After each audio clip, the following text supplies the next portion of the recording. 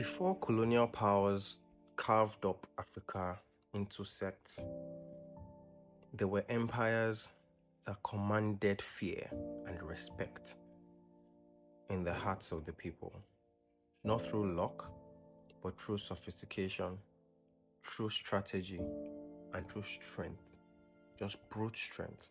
One of them was the Oyo Empire, the empire that ruled on thunder. The Oyo Empire rose in what is now the southwestern Nigeria in around the 1300s. And by the 1600s, it had become a powerhouse of politics, trade, and warfare. The Oyo Empire's armies were fed all through West Africa.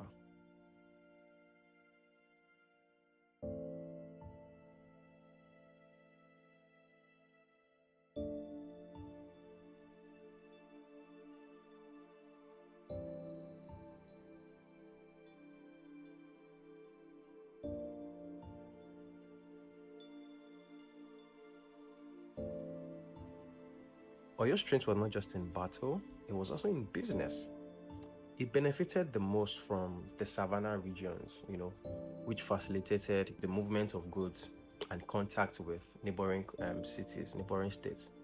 And the empire controlled trade within that region, connecting the Sahara to Niger and to the Atlantic coast. Even the Europeans sought alliances with them. That was how powerful they were. And the alliances were not out of pity, it was out of necessity. And because Oyo stood between the coast, right, and the heart of Africa, there was nothing moved. No goods were moved without their say. That was how powerful they were. And this is the sad part of it. Because of how powerful they were, the Oyo Empire became the central facilitator of the Atlantic slave trade. And this contributed significantly to their wealth. Of course, they are trading human beings. I'll make you rich now. And by the 18th century, half of the slaves taken overseas came from the southern part of West Africa. This also includes the Benin Kingdom that we discussed earlier. But as the empire grew, so did corruption. As the empire grew, internal rivalries grew. As the empire grew, there was over-reliance on the slave trade profits. Because, you were making so much money, so they started relying on it so much.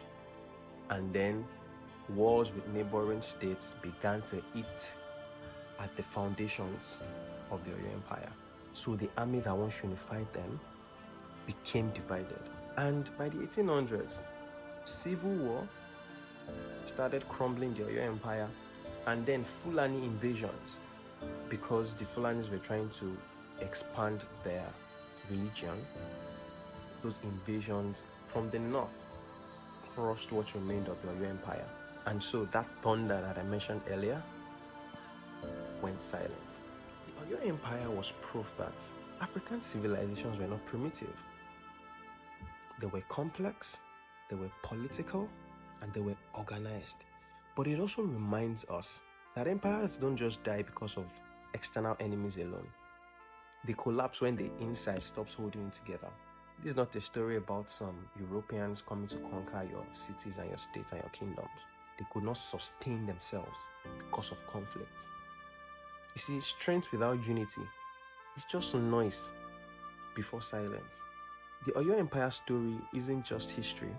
It's a warning about what happens when a people forget what made them powerful. It was a political genius. But like many great civilizations, it fell, not from invasion, but from within. And Africa is still falling from within. So if you are listening and you become a leader, you do not sell out your people. As a leader, you stand by your people. Because these days we still have leaders who bow to external influences and sell out their people. It should not be so. That's why there's corruption everywhere. There's corruption everywhere.